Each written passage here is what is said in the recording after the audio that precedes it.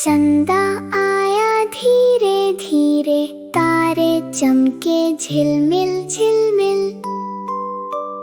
Tip tip ओस की बूंदें गिरी, रात लगी थी चम चम खिल। नन्हा हाथी जाग रहा था, सपनों में कुछ सोच रहा था। चमचम बादल पास में आया, धीरे से उसको संग ले गया।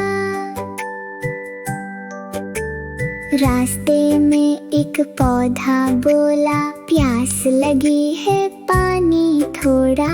हाथी ने सूंड उठाई प्यारी, टिप टिप बरसी बूंदें न्यारी।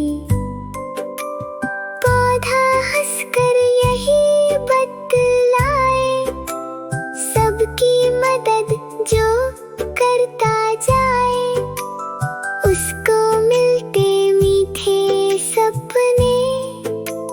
चंदा उसको लोरी गाए, झिलमिल झिलमिल तारे गाए। नन्हा हाथी आंखें मूंदे जाए, नन्हा बच्चा भी सो जाए, मीठी नींद में खोता जाए।